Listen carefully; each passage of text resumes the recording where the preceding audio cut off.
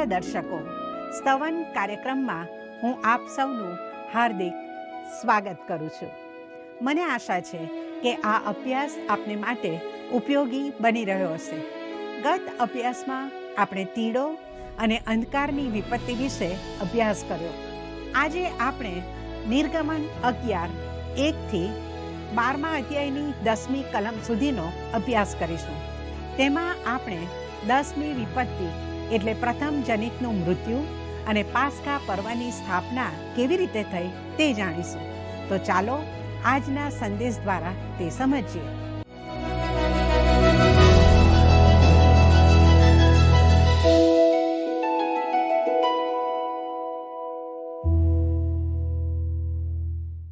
કેમ છો દર્શક મિત્રો? નિર્ગમનનો 10મો અધ્યાય ફારૂન અને સર્વશક્તિમાન ઈશ્વર વચ્ચેના મુકાબલાનો આ અંતિમ અધ્યાય છે. મિત્રો, ઇસ્રાયેલ ગુલામીની ભયાનક જૂસરીમાંથી કાયમ માટે મુક્ત થાય તે પહેલાં મિસર પર ન્યાય શાસનના અંતિમ ચુકાદા અને પ્રહાર તરીકે પ્રથમ જનિતોનું મૃત્યુ નક્કી કરવામાં આવ્યું.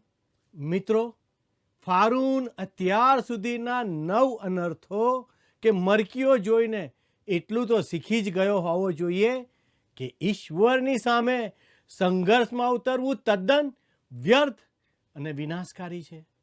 ઈશ્વર અત્યાર સુધી અત્યંત ધીરજવાન અને ક્ષમાશીલ રહ્યા હતા, પરંતુ હવે તેમણે ફારૂનને એ સ્પષ્ટપણે સમજાવવું પડ્યું કે ઇસરાયેલ માટે મિસર છોડવાનો સમય પાકી ગયો છે અને હવે કોઈ બાંધછોડ શક્ય નથી.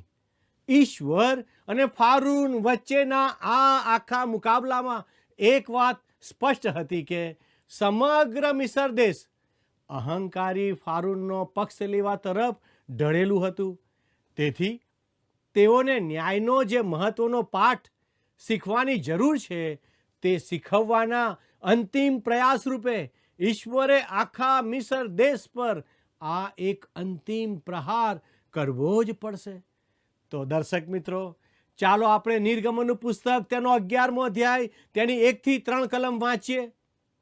અને યહોવાએ મૂસાને કહ્યું કે ફારૂન ઉપર તથા મિસર ઉપર હું બીજી એક વિપત્તિ લાવીશ. ત્યાર પછી તે તમને અહીંથી જવા દેશે. જ્યારે તે તમને જવા દેશે ત્યારે નિશ્ચય તે તમને સમૂળગા અહીંથી હાંકી કાઢશે. હવે લોકોના કાનમાં કહે કે પ્રત્યેક પુરુષ તેના પડોશી પાસેથી તથા પ્રત્યેક સ્ત્રી તેની પડોશણ પાસેથી રૂપાના આભૂષણ તથા સોનાના આભૂષણ માગી લે. અને યહોવાએ મિસ્રીઓની દ્રષ્ટિમાં તે લોક ઉપર કૃપા કરાવી. વળી મિસર દેશમાં એટલે ફારૂનના સેવકોની નજરમાં તથા લોકની નજરમાં મૂસા ઘણો મોટો માણસ મનાયો. વહાલાઓ, આ લખાણમાં માગી લેવું શબ્દનો અર્થ ફક્ત બાકી રહેલું મહેનતાણું વસૂલ કરવું એવો થાય છે. મિત્રો, ઇસ્રાયેલીઓએ વર્ષો સુધી ગુલામો તરીકે સેવા આપી હતી અને તેઓને તેમની મજૂરી માટે ક્યારેય કોઈ ચૂકવણી મળી ન હતી. હવે તેઓને તેમના નાણાં મળવાના હતા. તેઓએ ખરેખર તેમના પડોશીઓ પાસે જઈને તેમના બાકી રહેલા મહેનતાણાની માંગણી કરવાની હતી. ઈશ્વરે મિસ્રીઓની નજરમાં ઇસ્રાયેલીઓ પર કૃપા કરી અને તેઓ ઇસ્રાયેલના સંતાનોને તેમની વ્યાજબી ચૂકવણી કરવા માટે રાજી થયા. મિત્રો, હવે કલમ 4 થી 10 વાંચીએ. અને મૂસાએ કહ્યું કે યહોવા એમ કહે છે કે હું સુમારે મધ્યરાત્રે નીકળીને મિસરમાં ફરીશ અને મિસર દેશમાંના સર્વપ્રથમ જનિત એટલે રાજ્યાસન પર બિરાજમાન ફારૂનના પ્રથમ જનિતથી તે ઘંટીએ બેસનારી દાસીના પ્રથમ જનિત સુધી માર્યા જશે. અને આખા મિસર દેશમાં એવી ભારે રડારોડ થશે કે એના જેવી એકે થઈ નથી તથા એના જેવી બીજી કદી થવાની નથી. પણ ઇસ્રાયેલ પુત્રોના કોઈ પણ મનુષ્ય કે જાનવર સામે કૂતરા સરખો પણ જીભ હલાવશે નહીં. એ માટે કે તમે જાણો કે યહોવા મિસ્રીઓ તથા ઇસરાયેલ પુત્રો વચ્ચે ભેદ રાખે છે અને આ સર્વ તારા દાસો મારી પાસે આવીને મને પગે લાગીને કહેશે કે તું તથા તારા તાબાના લોકો જતા રહો, અને ત્યાર પછી જ હું તો જવાનો. અને તે ક્રોધથી તપી જઈને ફારૂનની પાસેથી બહાર નીકળી ગયો. અને યહોવાએ મૂસાને કહ્યું કે ફારૂન તમારું સાંભળશે નહીં, એ માટે કે મારા ચમત્કારો મિસર દેશમાં વધતા થાય. અને મૂસા તથા હારૂને એ સર્વ ચમત્કાર ફારૂનની આગળ કર્યા. અને યહોવાએ ફારૂનનું હૃદય હઠીલું કર્યું ને તેણે તેના દેશમાંથી ઇસ્રાયેલ પુત્રોને જવા દીધા નહીં. મિત્રો, તે સમયમાં માણસ અને પશુના પ્રથમ જનિતો મિસરના દેવોની મિલકત ગણાતા હતા. તેથી ઈશ્વર આ પ્રથમ ફળો પર પોતાનો અધિકાર જમાવીને સાબિત કરે છે કે માત્ર તેઓ જ સાચા અને સર્વશક્તિમાન ઈશ્વર છે. વાલાઓ, ઈશ્વર બતાવવા માગે છે કે ઇસ્રાયેલ અને મિસ્રીઓ વચ્ચે ખરેખર મોટો ભેદ કે તફાવત છે. આ તફાવત મૃત્યુના દૂતમાં ન હતો, કારણ કે તે દૂત મિસર અને ગોસેન એમ બંને દેશો પરથી એક સમાન રીતે પસાર થયો હતો. તે આ હકીકતમાં પણ ન હતો કે એક પ્રજા યહૂદી એટલે ઈશ્વરના પસંદ કરેલા લોકો હતા અને બીજી પ્રજા વિદેશી હતી. આ વાસ્તવિક તફાવત તો માત્ર ને માત્ર દરવાજાની બારશાક પર લગાવવામાં આવેલા હલવાનના રક્તમાં હતો. જે ઘર આ રક્તથી સુરક્ષિત હતું, જેને મૃત્યુના દૂતે સ્પર્શ કર્યો નહીં, આ મહાન ઉદ્ધારની ઘટનાથી જ યહૂદીઓના સૌથી જૂના ધાર્મિક તહેવાર પાસ્ખા પર્વની શરૂઆત થઈ. મિત્રો, પવિત્ર શાસ્ત્ર બાઇબલના જૂના કરારમાં આ પાસ્ખા પર્વ એ પ્રભુ ઈસુ ખ્રિસ્તનું એક અત્યંત પ્રભાવશાળી પ્રતીક પૂરું પાડે છે. વાલા દર્શક મિત્રો, આપણા અભ્યાસમાં આગળ વધતા હવે આપણે અધ્યાય 12માં જઈએ.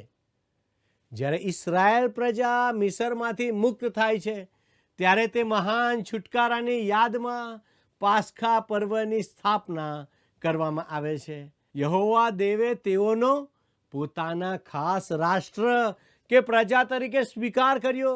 તેની યાદગીરીમાં આ તહેવારની સ્થાપના કરવામાં આવી. તે સ્વતંત્ર ઇઝરાયેલ રાષ્ટ્રના જન્મ અને સર્વશક્તિમાન ઈશ્વર સાથેના સંપૂર્ણ નવા સંબંધનો પાયો છે. મિત્રો, બાઇબલમાં નિર્ગમનનો 12મો અધ્યાય એ આખા પુસ્તકના એક અત્યંત મહત્વના આત્મિક શિખર સમાન છે. આ અધ્યાયમાં આપણને યહૂદીઓના સૌથી મહાન અને મૂળભૂત તહેવાર પાસ્કા પર્વની સ્થાપના જોવા મળે છે. પરંતુ તે નવા કરારના એક મહાન સત્યની છાયા અને અદ્ભુત ચિત્ર છે. પ્રેરિત પાઉલ આ જ સત્યને બહુ સ્પષ્ટ રીતે પ્રગટ કરે છે.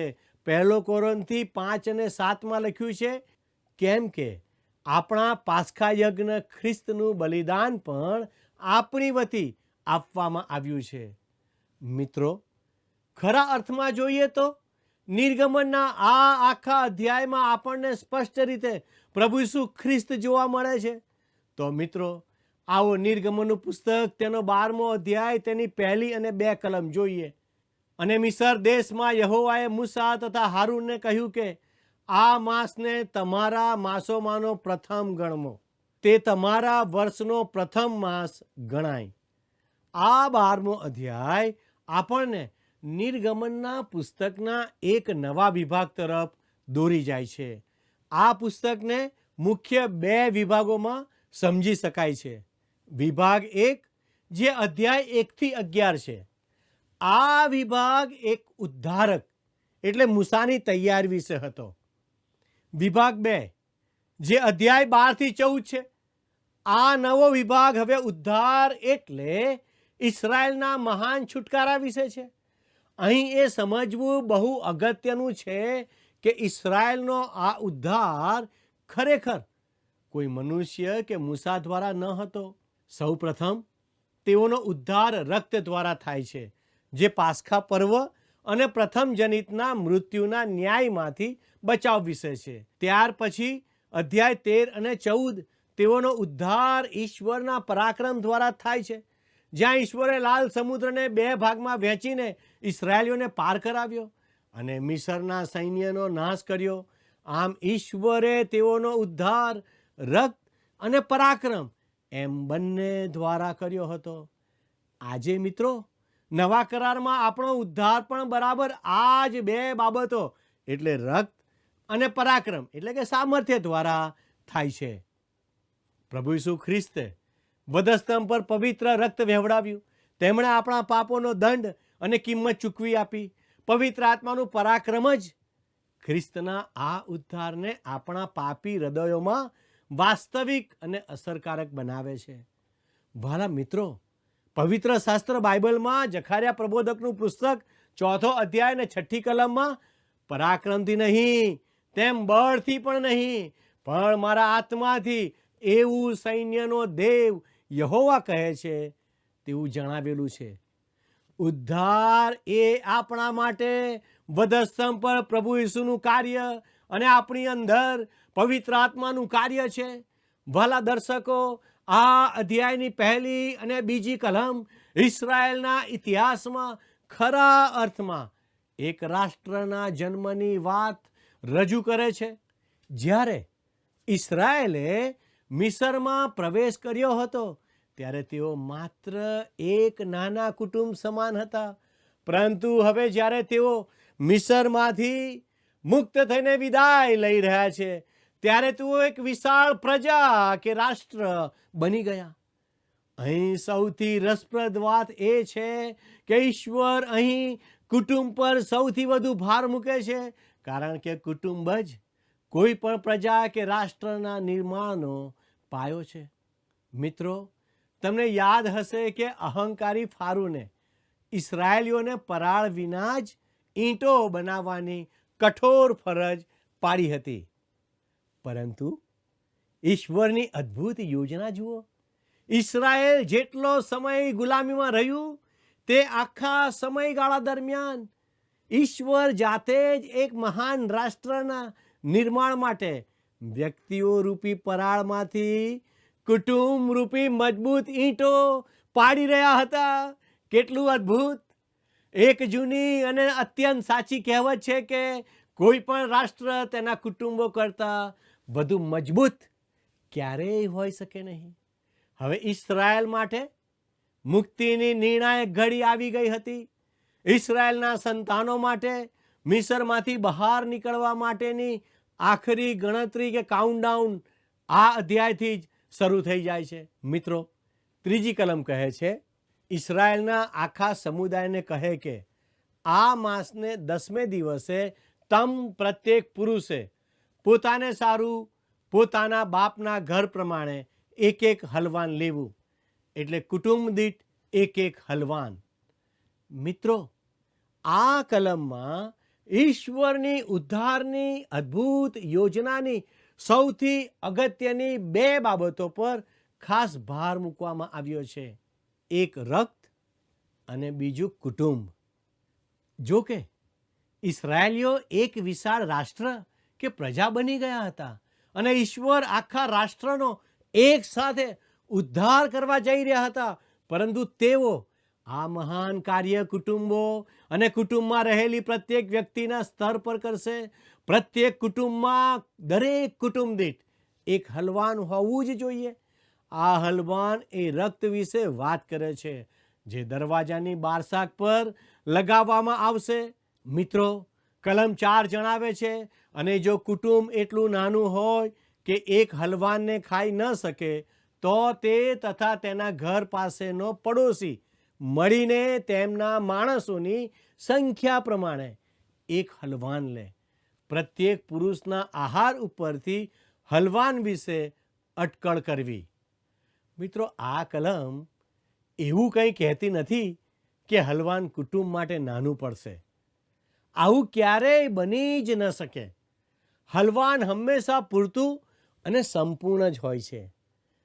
જો કે એવું જરૂર બની શકે કે હલવાનના કદની સરખામણીમાં કુટુંબ બહુ નાનું હોય. ઈશ્વર કુટુંબના પ્રત્યેક સભ્યમાં વ્યક્તિગત રીતે ઊંડો રસ ધરાવે છે. નિયમ મુજબ દરેક કુટુંબ પાસે પોતાનું એક હલવાન હોવું જોઈએ. પરંતુ પ્રશ્ન એ થાય કે જો કોઈ દંપતી નિસંતાન હોય અથવા તેમના પરિણીત બાળકો તેમનાથી અલગ રહેતા હોય તો શું? આવી પરિસ્થિતિમાં તે દંપતીએ પોતાના પડોશી સાથે, એટલે જેઓ પણ આવી જ સ્થિતિમાં હોય તેઓની સાથે જોડાઈ જવાનું હતું અને હલવાન વહેંચી લેવાનું હતું. દરેક કુટુંબની પ્રત્યેક વ્યક્તિને હલવાનનો એક ભાગ ચોક્કસ મળવો જ જોઈએ. પાસ્કા પર્વની ઉજવણી એક અત્યંત અંગત અને ખાનગી બાબત હતી. હા મિત્રો, સમગ્ર રાષ્ટ્રનો ઉદ્ધાર થઈ રહ્યો હતો તે વાત સાચી, પરંતુ આ આખી યોજનાનું મુખ્ય કેન્દ્ર કુટુંબ હતું. આથી જ આ ઉદ્ધારનો સ્વીકાર અને અંગીકાર કુટુંબના દરેક સભ્ય દ્વારા વ્યક્તિગત રીતે થવો અનિવાર્ય હતો. ટૂંકમાં પાસ્કા પર્વ એ સંપૂર્ણપણે એક કૌટુંબિક બાબત હતી. મિત્રો, ઈશ્વર અહીં એ ચોક્કસ કાર્ય પદ્ધતિ પ્રગટ કરી રહ્યા છે જેના દ્વારા તેઓ વ્યક્તિઓનો ઉદ્ધાર કરે છે. કોઈ પણ વ્યક્તિ માત્ર કોઈ રાષ્ટ્ર કે કુટુંબનો સભ્ય હોવાને કારણે બચી જતો નથી. મિત્રો, ઉદાહરણ તરીકે પ્રેરિતોના કૃત્યના પુસ્તકના 16મા અધ્યાયમાં ફિલિપીના જેલર અને તેના આખા કુટુંબના ઉદ્ધારનો અહેવાલ જુઓ. તેનું કુટુંબ માત્ર એટલા માટે નહોતું બચ્યું કે જેલરે પોતે વિશ્વાસ કર્યો હતો, પરંતુ એટલા માટે બચ્યું કારણ કે તેના કુટુંબના દરેક સભ્યએ વ્યક્તિગત રીતે ઈશ્વરના હલવાનનો સ્વીકાર કર્યો અને તેમાં ભાગ લીધો. પાસ્કા પર્વની રાત્રે મિસરમાં પણ બરાબર એ જ નિયમ લાગુ પડતો હતો. પ્રત્યેક સભ્યએ પોતાનો વિશ્વાસ આ જ રીતે પ્રગટ કરવો પડતો હતો. પ્રેરિતોના કૃત્યો 16 અને 31 કહે છે, પ્રભુ ઈસુ ખ્રિસ્ત પર વિશ્વાસ કર એટલે તું તથા તારા ઘરના સર્વ માણસો તારણ પામશે. આ વચનનો અર્થ એવો બિલકુલ નથી કે જો તમે એકલા વિશ્વાસ કરશો તો તમારું કુટુંબ પણ આપોઆપ બચી જશે. ના ના ના, તમારા કુટુંબના દરેક સભ્યએ જાતે પ્રભુ ઈસુ ખ્રિસ્ત પર વ્યક્તિગત વિશ્વાસ કરવો પડશે. ત્યારે જ તેઓનું તારણ થશે. ઘરની બારશાક પર લગાવેલા રક્તના રક્ષણ અને મુક્તિની હેઠળ આવવા માટે પ્રત્યેક વ્યક્તિએ તેમાં સામેલ થવું જ પડે છે.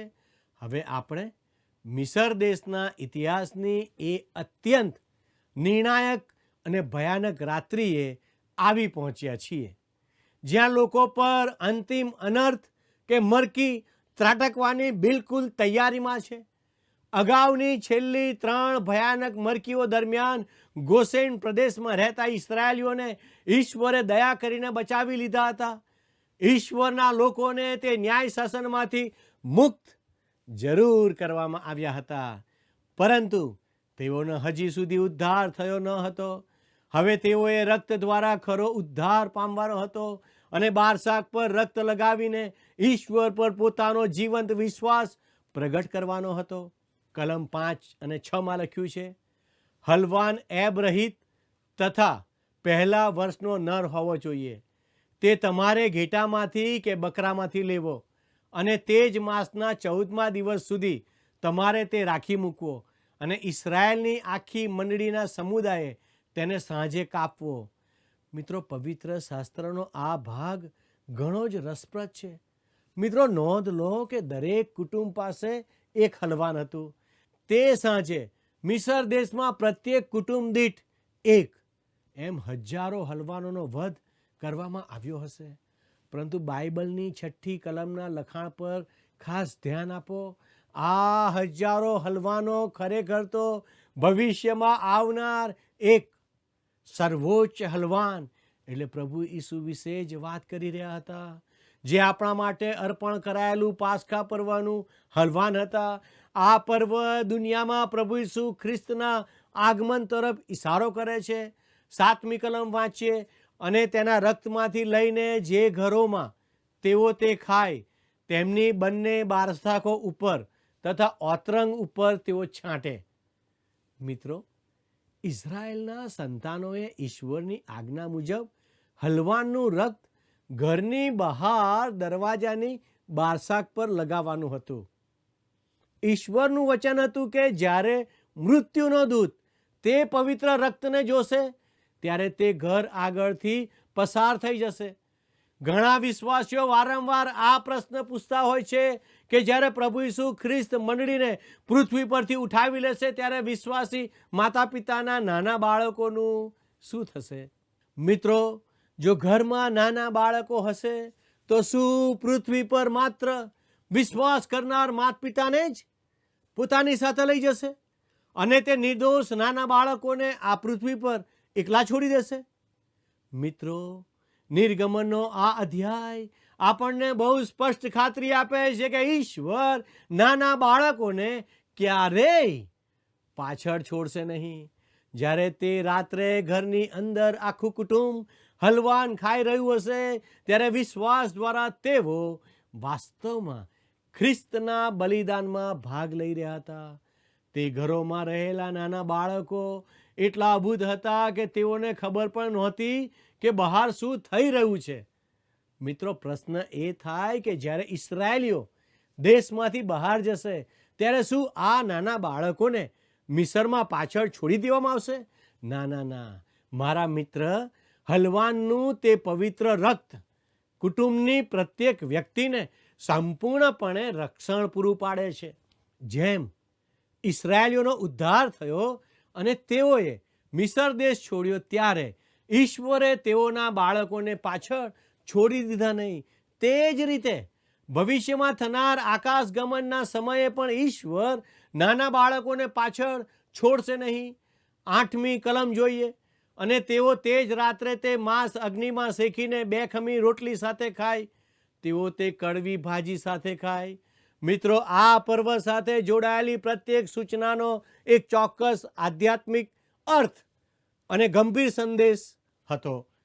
આ કલમ સમગ્ર કુટુંબની પરસ્પર સંગતિ વિશે વાત કરે છે. આખું કુટુંબ એક સાથે એક જ છત નીચે આ ઉજવણીમાં સામેલ હતું. મિત્રો, હવે હું એક એવું વિધાન કરવા માંગુ છું જેનાથી કદાચ મારા કેટલાક ખ્રિસ્તી ભાઈ બહેનો કેટલીક ઉગ્ર પ્રતિક્રિયાઓ આપી શકે છે.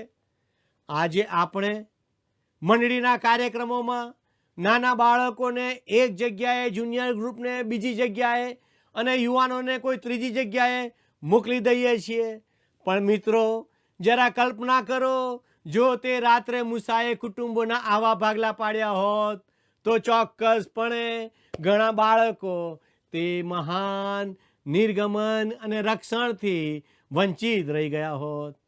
પાસ્કા પર્વની ઉજવણી સંપૂર્ણપણે એક કૌટુંબિક બાબત હતી. મને કહેતા દુઃખ લાગે છે કે આજે આપણા કુટુંબોમાં ભાગલા પડી રહ્યા છે, પણ મંડળીની આત્મિક ઉન્નતિ માટે કુટુંબના તમામ સભ્યોએ એક સાથે બેસીને પ્રભુની આરાધના કરવી જોઈએ. મિત્રો, ઈશ્વરની પદ્ધતિ કુટુંબ કેન્દ્રિત હતી અને આપણે આ પદ્ધતિથી દૂર જતા રહ્યા છીએ. મિત્રો, આ કલમમાં આપણને જણાવવામાં આવ્યું છે કે તેઓએ હલવાનું માંસ અગ્નિમાં શેકીને ખાવાનું હતું. બાઇબલમાં અગ્નિ એ ઈશ્વરના પવિત્ર ન્યાયનું પ્રતીક છે. આ બાબત દર્શાવે છે કે પાપનો ન્યાય થવો જ જોઈએ. તેઓએ આ હલવાનને ખમીર વગરની રોટલી સાથે ખાવાનું હતું. પવિત્ર શાસ્ત્રમાં ખમીર એ પાપ અને ભૂંડાનું પ્રતીક છે, જ્યારે ખમીર વગરની રોટલી એ પ્રભુ ઈસુ ખ્રિસ્તના પાપ રહિત અને પવિત્ર જીવનને દર્શાવે છે. આ રોટલી આપણને યાદ અપાવે છે કે ખ્રિસ્ત જ આપણું આત્મિક ભોજન છે, જેમને આપણે આત્મિક પોષણ માટે ગ્રહણ કરવાના છે. તેઓએ આ પવિત્ર ભોજન કડવી ભાજી સાથે લેવાનું હતું.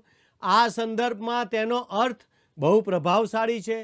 પ્રભુ ઈસુ ખ્રિસ્તનો તારનાર તરીકે સ્વીકાર કર્યા પછી આપણો અનુભવ હંમેશા મીઠો નહીં હોય. કડવી ભાજી ઉદ્ધાર સાથે જોડાયેલી છે. મિત્રો, 9મી કલમ જણાવે છે કાચું કે તદ્દન પાણીમાં બાફીને તે ખાવું નહીં. મિત્રો, આ બલિદાન કાચું ખાઈ શકાતું નહોતું, કારણ કે તે માનવ જીવનમાં પાપના ન્યાય વિશે વાત કરતું હતું. અને આ માટે બલિદાન અને ન્યાયના અગ્નિની જરૂર છે.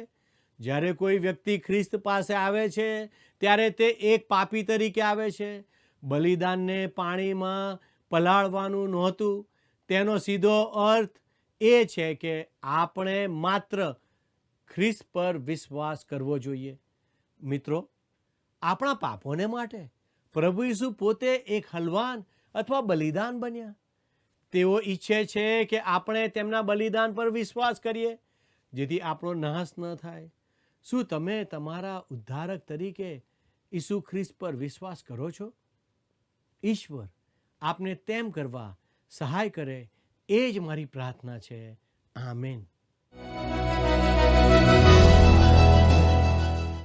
પ્રિય દર્શકો, આપણે જોયું કે મિસરીઓ માટે તે કેટલી ભયંકર અને ડરામણી રાત હતી, પરંતુ ઇસરાયેલીઓ માટે તે મુક્તિ આપનારી અને પોતાના પરિવાર સાથે જોડનારી રાત હતી. તે દિવસે પરમેશ્વરે તેમની લાંબી ગુલામીમાંથી છોડાવ્યા. આજે આપણે પણ પાપની ગુલામીમાં જીવી રહ્યા છીએ. આપણે હજુ આ જગતરૂપી મિસરમાં છીએ, પરંતુ જ્યારે પ્રભુ ઈસુ ખ્રિસ્ત પોતાના લોકોને લેવા માટે વાદળોમાં આવશે, ત્યારે આપણો આત્મા પોતાના સર્જનહાર પાસે જશે અને આપણે તે વચનના દેશમાં પ્રવેશ કરીશું, જેનું વચન પ્રભુએ આપણને આપ્યું છે. તો આવો આપણે આપણા જીવનને પ્રભુ ઈસુ ખ્રિસ્ત સાથેના એક સુંદર સંબંધમાં બાંધીએ. મિત્રો, આ કાર્યક્રમ વિશે આપના પ્રતિભાવો મોકલવા માટે અમારો ફોન નંબર છે 94 29 37 56 10. હવે આજનો પ્રશ્ન જોઈએ. પાસ્કા પર્વની સ્થાપનામાં કઈ 2 બાબતો પર ભાર મૂકવામાં આવ્યો છે? એ. પાણી અને રક્ત. બી. હલવાન અને બલિદાન. સી. રક્ત અને હલવાન. ડી. રક્ત અને કુટુંબ. મિત્રો, ગત પ્રશ્નનો જવાબ છે એ. દુનિયાનું. અમારા આજના પ્રશ્નનો જવાબ અમારા સંપર્ક નંબર પર અવશ્ય મોકલી આપશો. આભાર. શું તમને આ કાર્યક્રમ ગમ્યો? અત્યારે જ અમને મિસ કોલ કરો.